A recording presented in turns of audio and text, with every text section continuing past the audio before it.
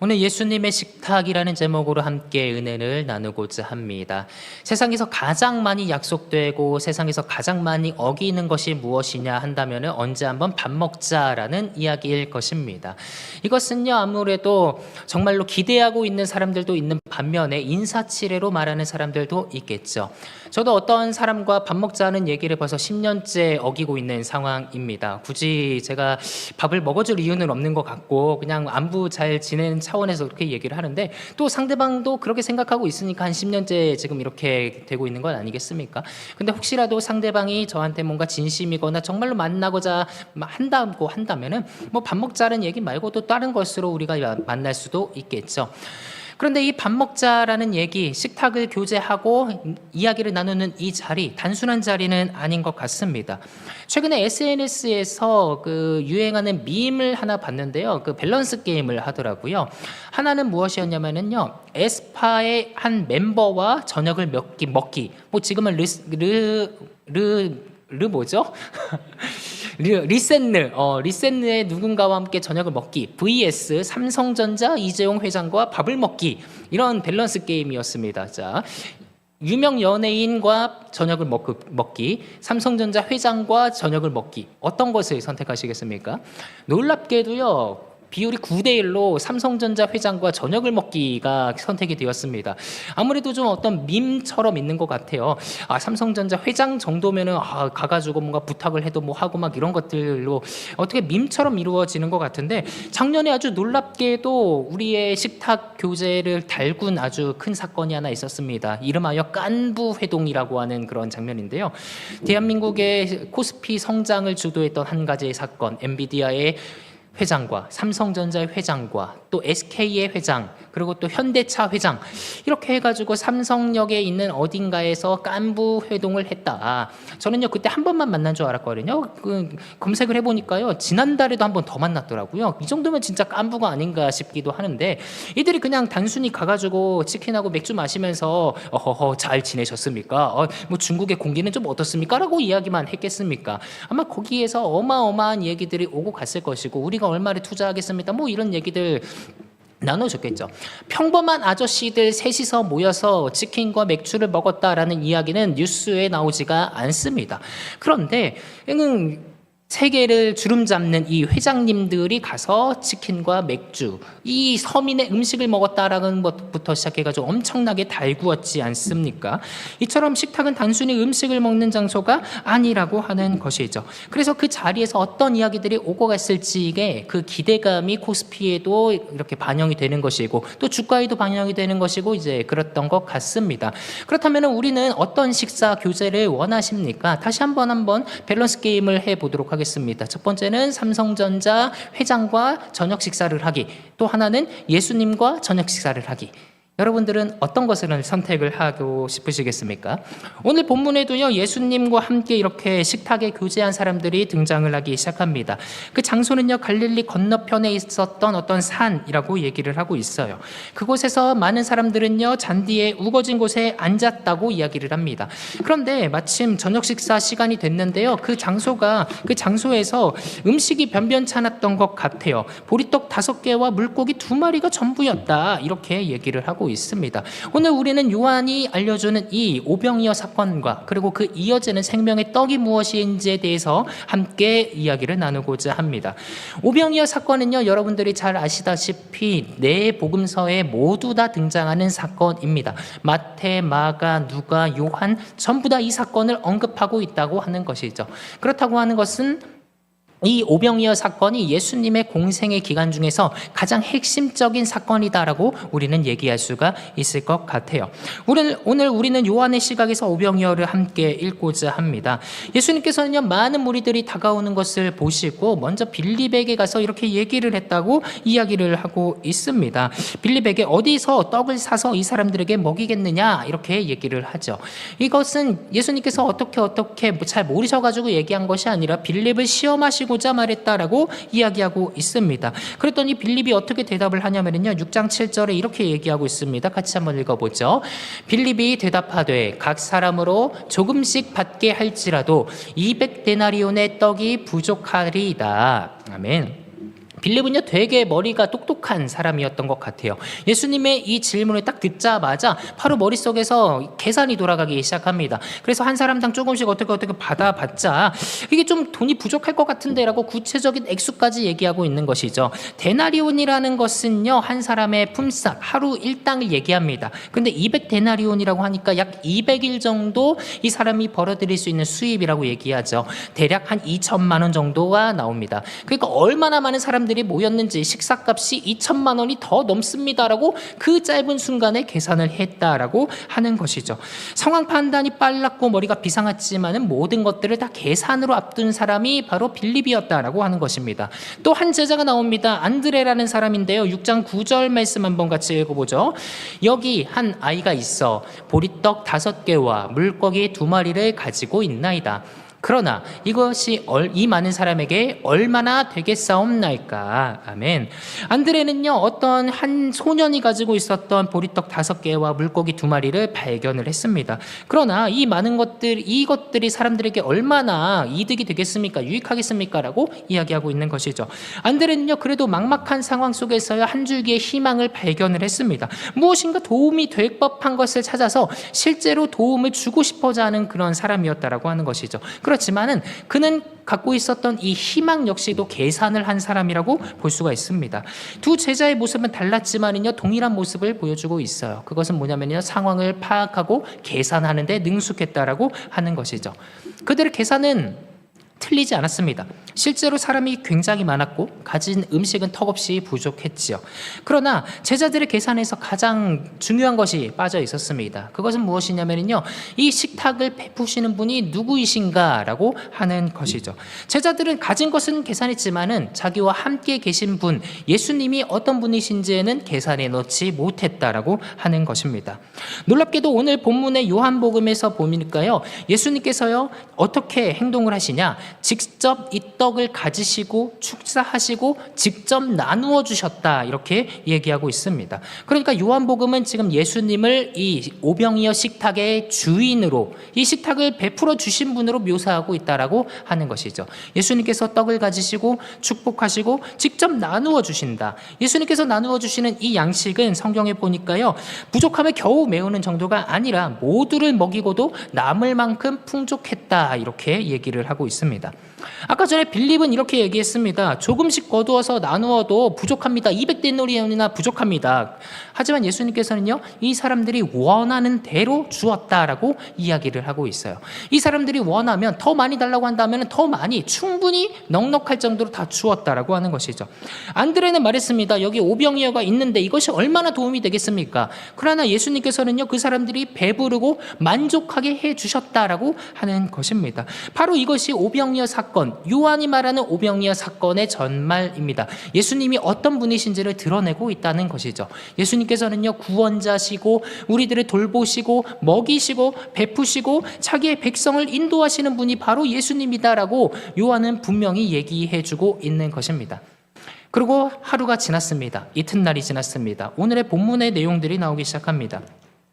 6장 22절은요 다시 무리들의 모습을 묘사를 하고 있어요.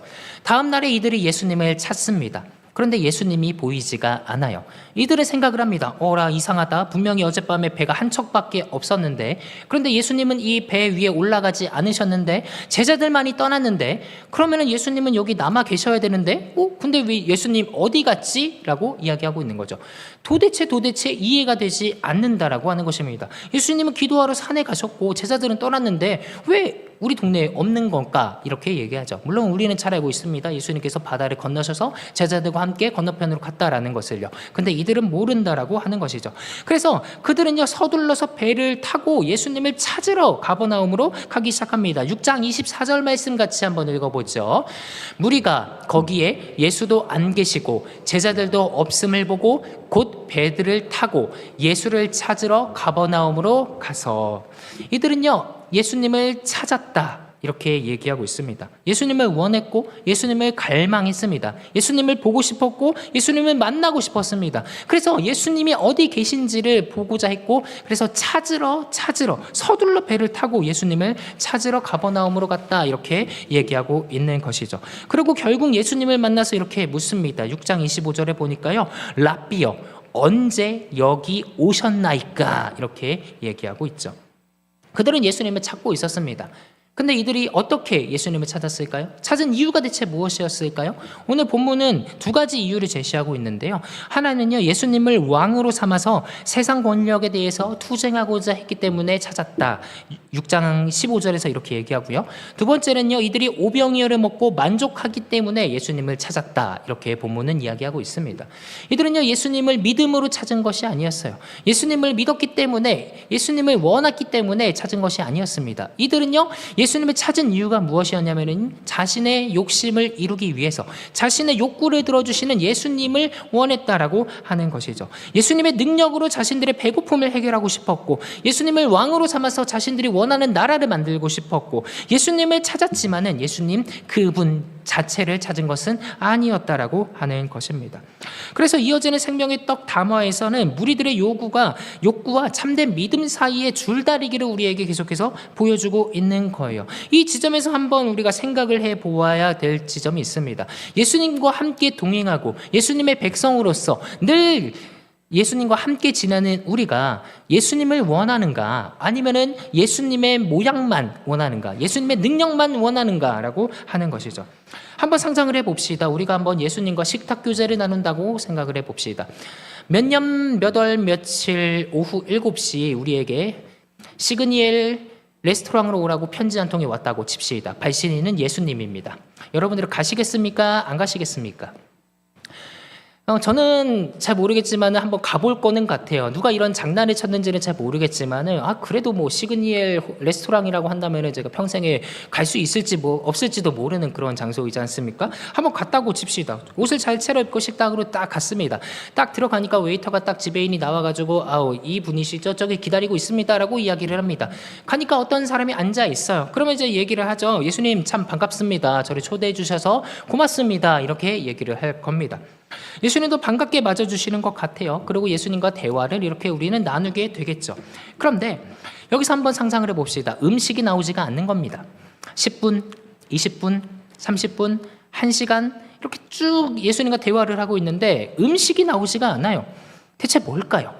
분명히 최고급 레스토랑에 예수님께서 예약을 해주셨는데 왜 음식이 나오지가 않을까? 그러면서 우리는 신경이 계속해서 음식에 쓰이기 시작합니다. 준비하는 데 시간이 좀 걸릴 거야. 주방에 무슨 일이 있었을 거야. 재료가 떨어졌으니까 다시 한번 이렇게 했겠지. 이렇게 생각을 하면서 예수님과 참 계속 얘기를 합니다.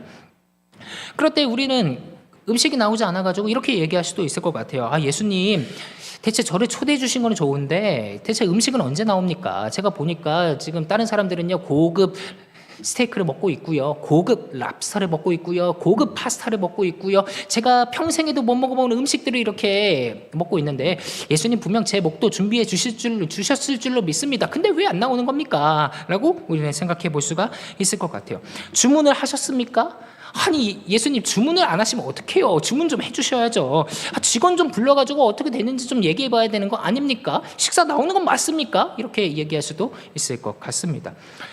예수님께서 분명히 눈앞에 앉아 계시는데 점점 우리는 그 음식에 신경이 쓰일 것 같다라는 이야기이죠. 음식이 나오지 않자 마음이 불편해지기도 할 것이고요. 결국은 이런 생각도 할 것입니다. 아니 음식을 안 줄 거면 나를 왜 불렀냐라고도 생각할 수도 있겠죠. 어쩌면 예수님께서는 우리에게 이렇게 물으실 수도 있을 것 같습니다. 음식이 끝까지 나오지 않아도 당신은 여기서 앉아서 나하고 한번 대화할 수가 있겠습니까? 이렇게 우리에게 질문해 줄 수도 있을 것 같아요. 요한복음 6장의 무리들도요 예수님의 식탁에 앉아 있었습니다. 그리고 예수님께서 주신 떡을 먹었습니다. 그리고 다음 날에는 예수님을 찾기 위해서 바다 건너까지 항해하는 그런 모습들까지도 있었습니다. 그러나 그들을 만난 예수님은 그 예수님을 찾으러 나온 그 사람들에게 예수님은 이렇게 얘기를 했죠. 6장 26절과 27절 오늘 본문 말씀 같이 한번 다시 읽어봅시다.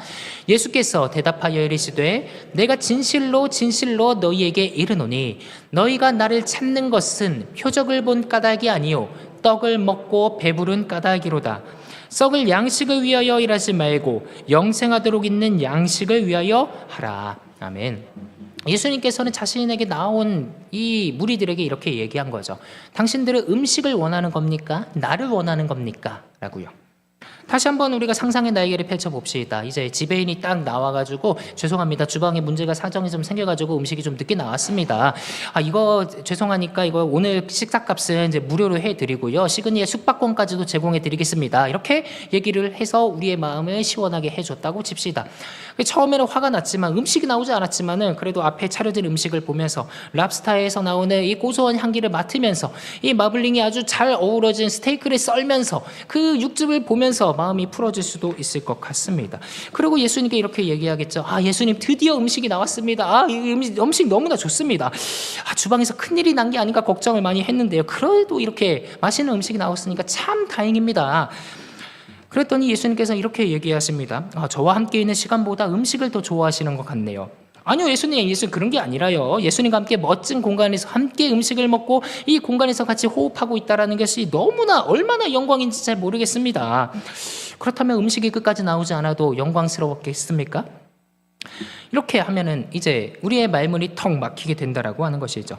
예수님과 함께 있는 시간이 정말 중요했다라고 한다면 음식이 나오지 않는 그 상황 가운데에서도 기다리고 있는 상황 가운데에서도 그 시간을 귀하게 우리는 여겼어야 합니다. 그러나 계속해서 시계를 보고 있었고 빈 식탁을 둘러보고 옆에 있는 사람들이 무엇인가를 먹는지를 관심을 가지고 있었고 그렇게 얘기한다라는 것이죠. 예수님이 이렇게 다시 한번 묻습니다.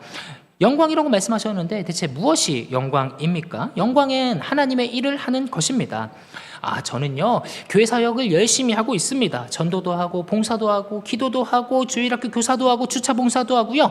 그런데 또 어떤 일을 하면 좋겠습니까? 예수님이 하라는 일이면은 저는 하겠습니다. 본문의 무리들도 바로 예수님께 이렇게 얘기를 했습니다. 28절에 보니까요.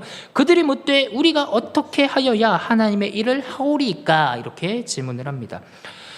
우리가 어떻게 하여야 무엇을 하는 것이 하나님의 일을 하는 것입니까? 그랬더니 29절에서 예수님이 이렇게 말씀하세요. 하나님께서 보내신 일을 믿는 것이 하나님의 일이니라 이렇게 얘기하고 있습니다.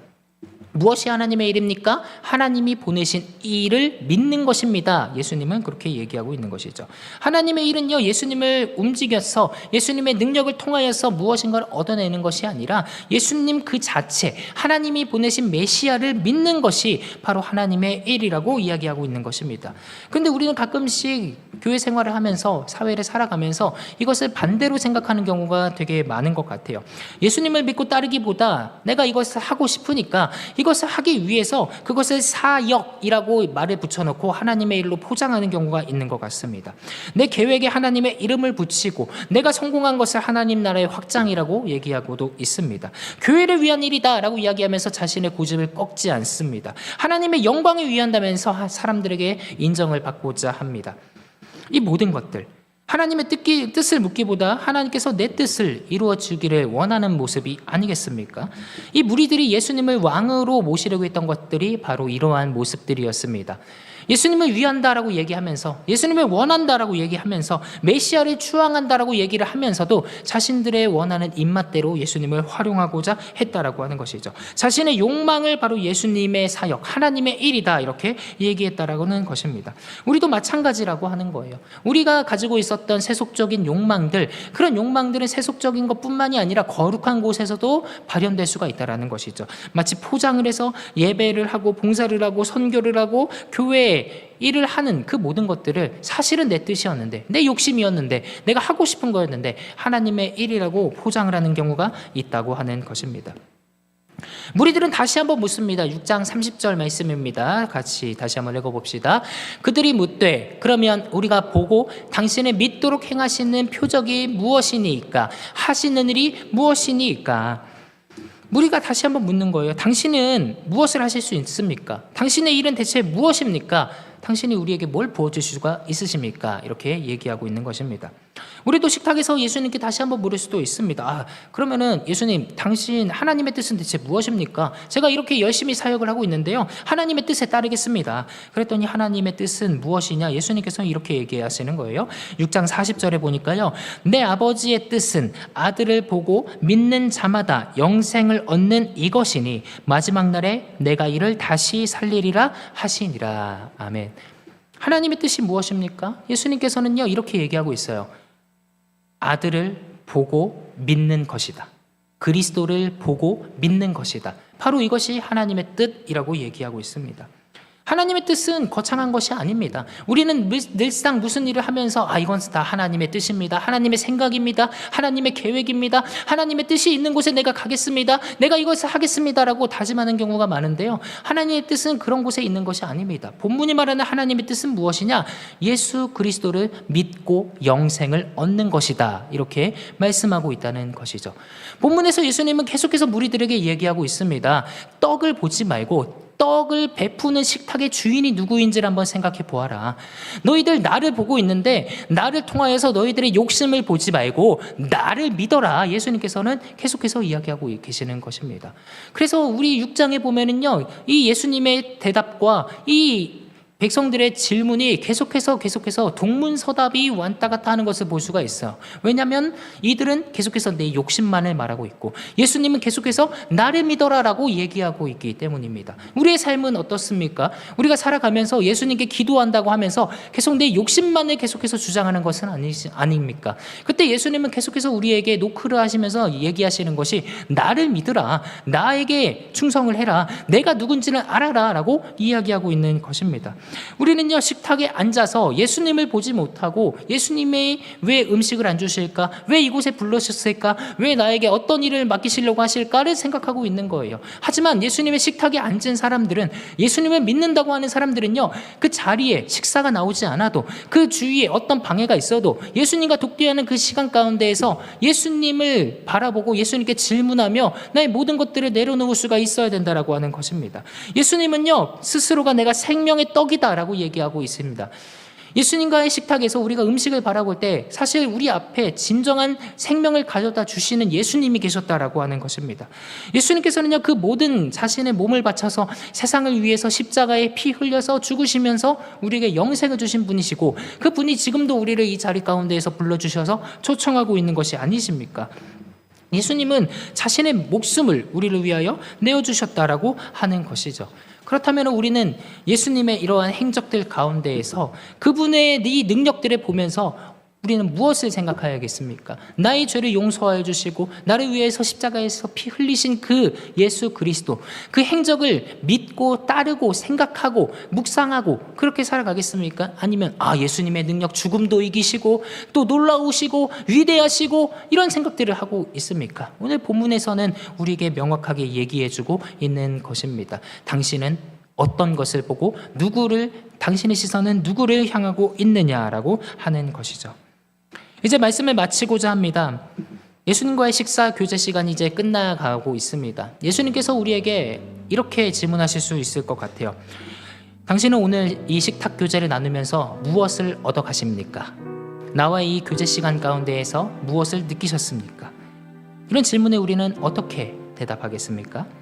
예수님의 식탁에서 가장 중요한 것은요, 그 식탁 위에 있는 재료, 그 음식, 그것이 아닙니다. 식탁의 주인이 누군가 하는 것입니다. 이 식탁을 왜 베풀어 주셨고 무엇을 위해 베풀어 주셨고 이 식탁을 통해서 무엇을 원하시는지 우리는 그것을 생각해 보아야 된다라고 하는 것이죠. 이 식탁에 내가 원하는 떡이 없을 수도 있습니다. 내가 원하는 문제가 해결되지 않을 수도 있습니다. 내 몸에 질병이 남아있을 수도 있습니다. 어떤 결과가 보이지 않을 수도 있습니다. 그러나 예수님께서 식탁에 앉아 계신다라는 그 사실 자체가 우리가 예수님께 향하는, 예수님을 기뻐할 수 있는 이유가 되지 않겠습니까? 예수님께서 함께 계시는 그곳이 빈 식탁이 아니라는 것입니다. 예수님 자체가 우리의 음식이 되어 주신다라고 하는 것이죠. 그러므로 예수님과 함께하는 그 자리에서 다른 곳을 바라보지 마시고 오직 예수님을 바라보는 저와 여러분 되기를 간절히 소망합니다. 저와 여러분은 예수님을 원하십니까? 아니면은 예수님이 주시는 것을 원하십니까? 저와 여러분은 기도를 응답해 주시는 예수님을 원하십니까? 아니면 기도 응답을 원하십니까? 오늘 본문에서 예수님은 분명하게 우리에게 말씀해 주고 있습니다. 나를 믿으라, 나를 따르라 라고요. 우리가 예수님을 믿고 예수님 안에서 승리하기를 간절히 소망합니다. 우리의 모든 것도 예수님과 바꿀 수가 없어요. 어떤 힘듦도 예수님과 바꿀 수가 없습니다. 우리는 자꾸 해답을 찾으려고 하죠. 내 문제는 돈이면 해결이 되겠다. 내 문제는 두려움이 없어지면 해결이 되겠다. 이 모든 것들 다 해결을 원하시는데 예수님은 그 함께함이 바로 너희의 승리다. 이렇게 얘기하고 있습니다. 그렇기 때문에 예수님께 오늘 고백하는, 예수님을 바라보는, 예수님을 믿는 저와 여러분들에게 간절히 소망합니다. 그분을 먹고 마시는 자가 영원한 생명을 얻게 될 것입니다. 기도하겠습니다.